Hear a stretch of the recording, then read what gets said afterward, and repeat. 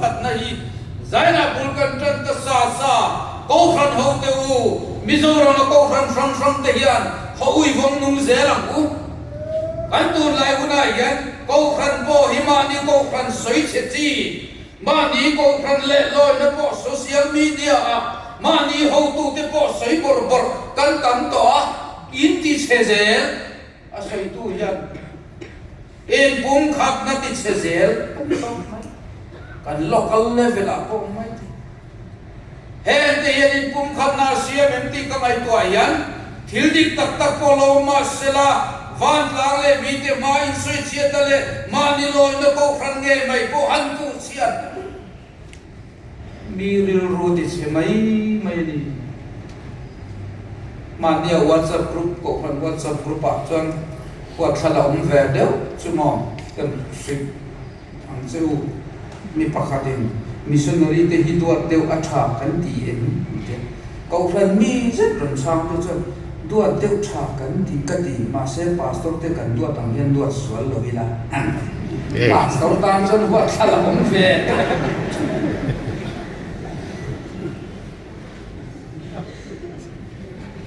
khatiang khan mo mi asiam thalo kan riru le min suai koi tu te kan ziket te che em to zawang chuan Krista riru chu in rem na tura cross thang ngamanga ko khan ho te hian cross kong kan zo ngam ve te poi thulin ka ria chen pa ku min in bu thae ti ta mai lo chuan imo min ho tu tan chuan mu chu hreom fe kho pan riru che ve câu khăn kanan kar du dan te câu khăn kanan soi sak du dan te keimani câu khăn nge me kanan chin phar du dan te yan mo dik tak chuan mo pathian ram hi kan mangayem Krista kan tangarin pedale tua nate athisen kan tro puin te kan som lian nem ti kan ai to yan zaila yanin kum khatna câu khăn hau te in mangai ton nate in du sak ton nate in siam thak ton nate hi avan poimo te rul en ka cheng reil tu palange in pum khat na chu nge ni kan ti ya ko han history a chuan ecumenism anti ya ecumenism ti chu oi kumene ti greek tanga local ani ya chu the whole inhabited world khovel pum pui kan luak ti na ni mai o me oikos greek tanga in ti na atanga la ka ni ya ang tia tak tang a spirit tak taka chuan khovel pum pui chung kwa family kan lo ni Christian ten kan ti na ni chu kom just bishop ko na top lama ko khanin pum kham na chu zia chu tharau thiang lim na tho in a lo thenga sanga za kwa so ma Edinburgh in khom pui World Missionary Conference ro pui tak historical landmark ama an chairman zone armo de chuan reru a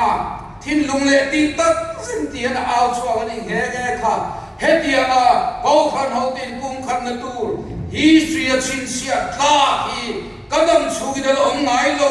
ti in zone armo de chuan an ko khan ro kha bi ro re na soi tu khan a soi ni kha zoban chuan in juin kum khat na chu Krista a in rem na le Krista kan in for khom na ania ecumenism chu ko khan front te Christian zong te Krista kan in pung khat na ania chomi kaltam chon kan in kong plana nga dialogue kan ne nga kan in zoom kan in collaborate nga kan thok tlang turani ti hi alo lar chota a chung na to chu boy ni tlen hian kan rama Mizoram ngai polo thing thar le tani sangka zakwa som Edinburgh in khom puiloma sangka zakwa som palia National Council of Churches in India alo dinga sangka zakwa som ni panga live and work conference alo omle a sangka zakwa som ni pasaria faith and order conference alo omle a sangka zakwa som thum pasaria North East India Christian Council India rama alo dinga sang ka zakwa som li pakhata som li pasaria Church of South India ko khan anon in zon khoma sang ka zakwa som li pariata World Council of Churches alo ding vele ta a sang ka zakwa som nga pakwa CCA Christian Conference of Asia alo ding avo in thlen la kal zela sang ka zakwa som saria Church of North India alo dinga chutiam chuan ko khan hote Krista kisena ai khataluan na rilrulo piang zela avaro kuye zaina ko yen kan zorama yan chu Krista chuan CCM kaltlang yan ha zo zero se ti in zaina yan kanan puang tharle ani chu ecumenism chuan atum thumun vision thumuna te theology ate malam kan pan natur kan movement le kan zedan zong ate kan thilti dan kan mode of action ate ko khan le Christian te kal ho hi min suai tuma kal ho min suai tilti ho tir min tuma zaina ko hen chu pathian thu chan chin cha chu zora min lo dong ve kan lo dong ta ni khowela pathian khoweli pathian in adu dan khowela pathian du dan ti lo ting tu ra pum khata kan tho ho nahi anita ani chu chowangin ecumenical yan pathian du dan la theng lo te muna God's purpose pathian du dan thentiri atum lian pui mai chunia ko khana po society po ani chowang chuan chutiang anga thil ding lo le thalo lom thin te chu ko khran khat le thin lung mun khat pu yan kepe lin ba kan la dona chung chu kan fight back dona ni asaf dam lu tu klap ti kha pasoi do ni chumo saf dam kan ni chumo saf dam fin nen thin ka ringa fight back ti na ni kha in di chung kan romantic lo na te fel lo na te thian du zong a siam that hi vela hian kan te pen na tu kan common goal po ani do na ni khowela lei na te discrimination kan ti te diglo na te politics cholo te namin musit na te are thei na te khan zong kha kan fight back do na kan environment le kan lui le nung cha zong ate po yen chan chin cha an lo dom thei na turin zaina hen kan in khom pui ti nila chu spirit chu tharau chuan thian ru chuan min suairo se ti in thanem ngai na karon aule ani e chuwang chuan mizorama ko khan kanin pum khat tai avaro puye maba kan wanga e ani le in pum khati a point tot le chon a pathian thu e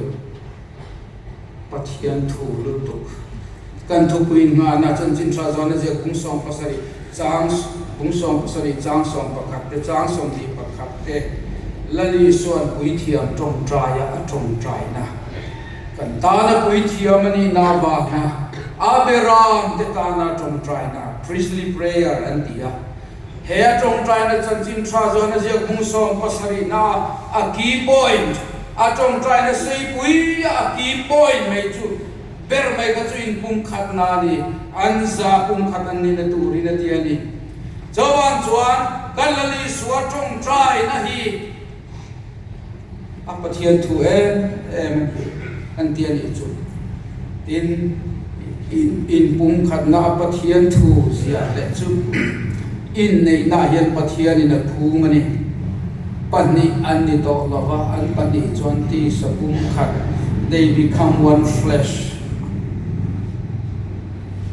in nei na mi pale me chia anin nei na hi khatanin siam na ni ya pathian in a chu mi thuk ta ka phu ma chu pum khat na in pum khat na ani then Trinitarian model tin soi le tai la kanin kan thu pu ya po hian chu alo om le ta ni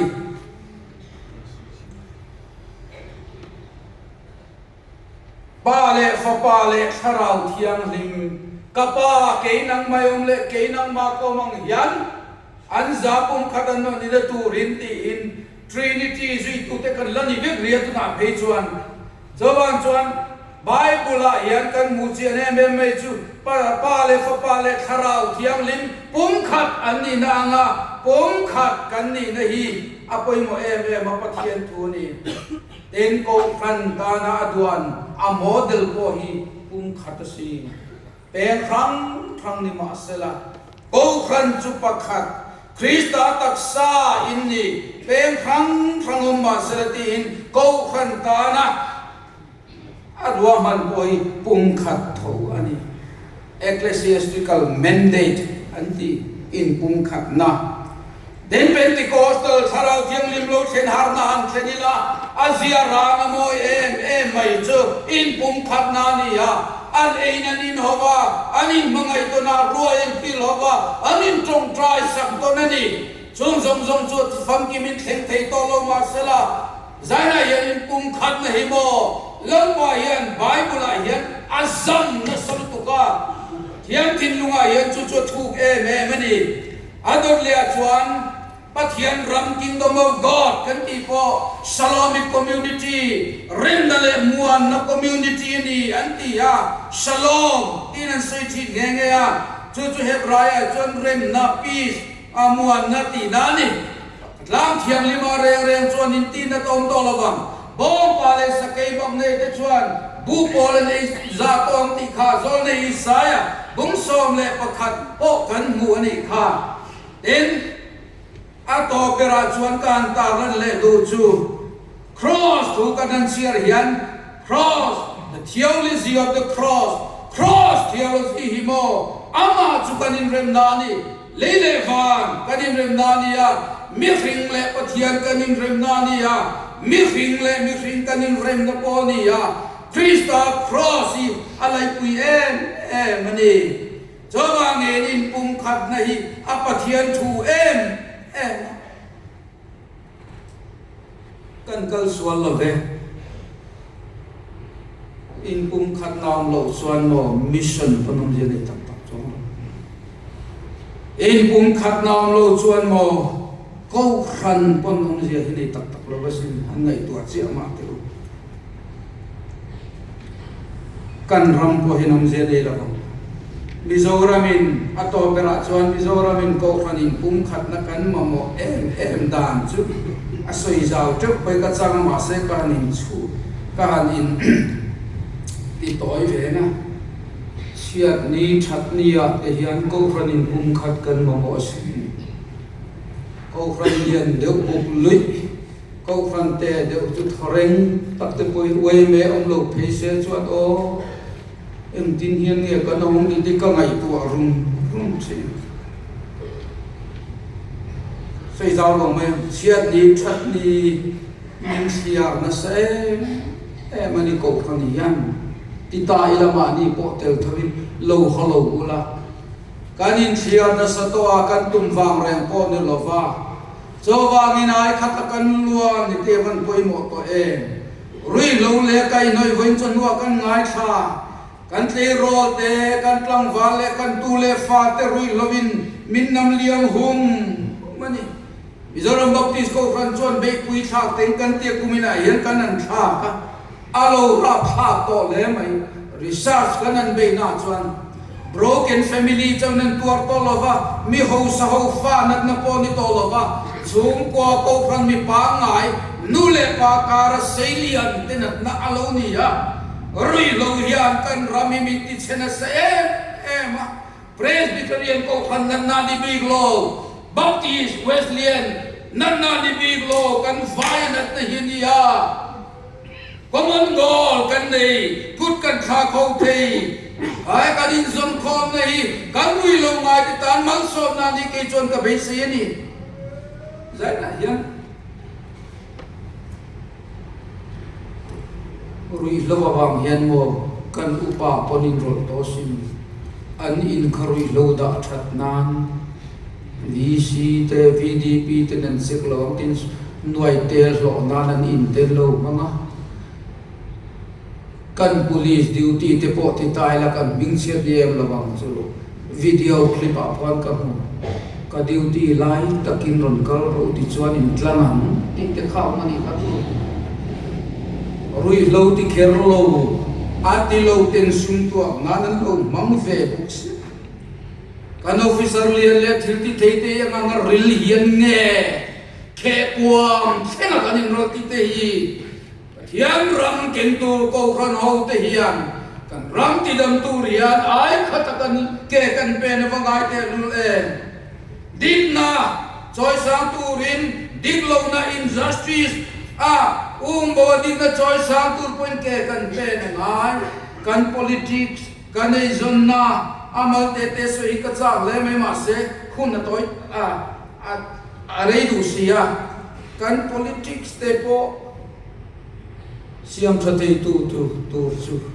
ko ran ho ten thu khat wa thil kan ti te van tu le tuna he sarkar thal kan ne ba na kai policy tu kina kan minister ho te binan fuai eng tak tu ni don imo tun mai ne lup kan lo experience to SEDP kan experience le ki chuan council te po sim lama chak marama kan experience to politics ko kan mi te hian engang bol ro ti dan nge kan man ti te pai mai po thamin ka ria no mania upale rombol tu kan loi no ko khana speaker kan roya upale rombol tu puang kem de ura ban ne ka tel ga chu ta kan speaker chuan si sang aron se ka ro khoi thi te em document dik luzia te kan se re to lo dot thi kan se to re lo Christian ta ta pon ia dik le ka se kan ngai to thui ta motor le du lon la du si garage nei uk si ron mi garage than la atam lutuk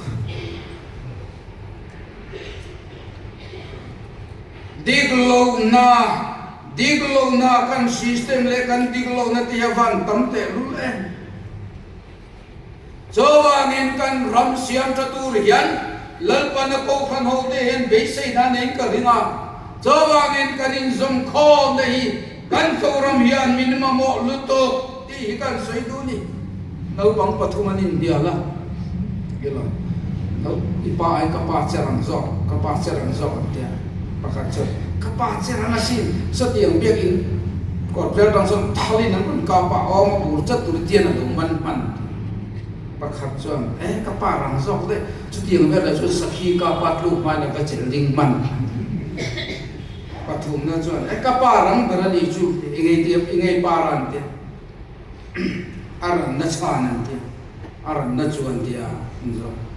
kapa chu anu fish body dar ngani dar le cho kan sitting room ma thu dai to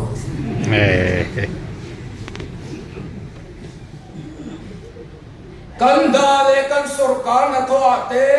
kan thilti na te hian dikna ai to dikna hi kan mo to ni chu ni nuai chia kan nei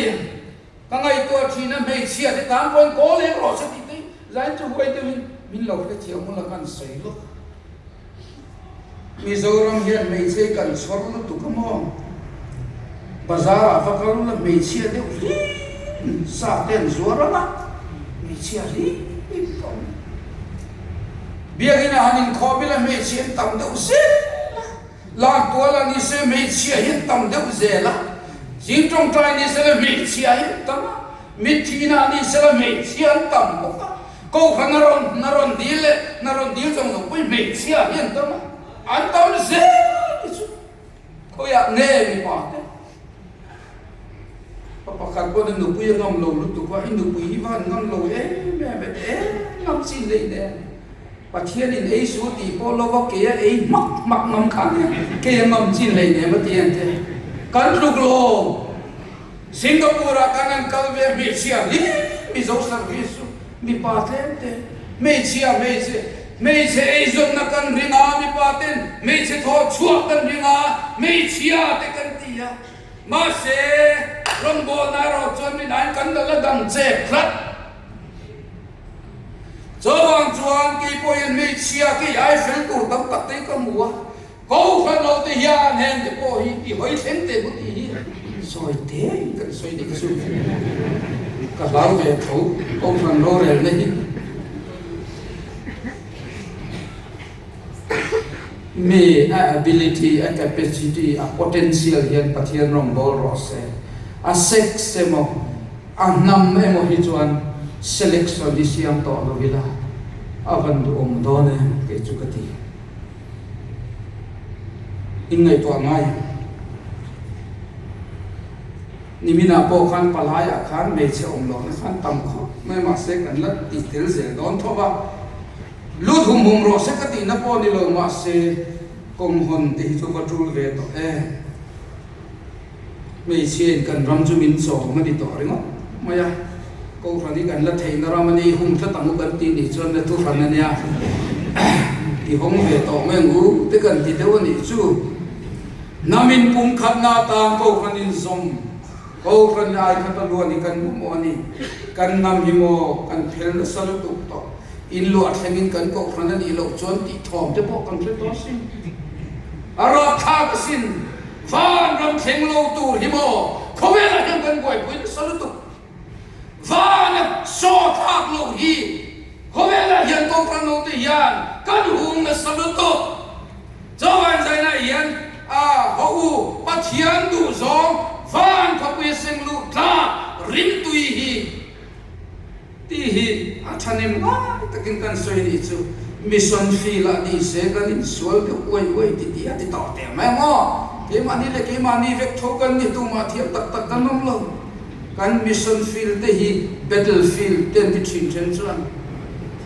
in do na mun cho bang chuan e kan in zong khom na kan sui thar ta hi van ro pui don kan environment ni sele kan nam di kan ram jing te kan ti chareu zo ta khoya ne chen chin tha ne tu ti kha tur pu tu jinga le tur rai tu jinga antelen chen chin tharing tu te ke ti pi khoi tu te ti ke pi te thalai khoi tu te dai namo pu pola tin lo tramange gan mang pola tin lo tram to su chen chin tha ne in moi ro se zaina yan chu Krista rin na chan chin tha yan min khen atumani kan ram hian mo che kan lui tui khwan ma mo che kan tui pam lai khwan ama mo che i kom thang bol lo han lu zel sia kan ti thei ring hin chawai zaina yan ho ne ne pon za ram kan mami hoi kal te khan an ding ne le muna yan an pon zaran thing en ru I suan zaran ne tu te zana hinam ni chandam fa te thoru dik dalal tiang hiu wilek ko ve namila khraw ni tuar ve namangu ration card var nei namangu kai alei thei kan din chone lei ve mai tu ne tra gi tum lo hangu sarkar ko in chat khata tanga revenue man kha bang adom kha bang di gro se Jovan zaina yen kan ram hian lali suwa Krista zarin kum khapna ko phan ten kan ram le kan nam pathian ram lo za na tura in kum khat dei kan bama mo ne ne pon zaris isa pe mu khai zaina yen ko phan te kan tin dar mai chu ka cha du chau chu ni nang ni chan tam fa tu thoru kan lasiam tun min tin Thian thu hi kan rama lo ding ro se lalpan kan za kan mal min som sak ro se kan in khom khoi tu ko ta lo pen ku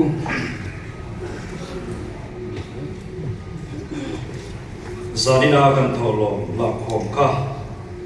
cheng sing sari saru zanga somli sing sari saru zanga somli ania zanina in khom za thi mi sa khat sali somru panga kan ni sa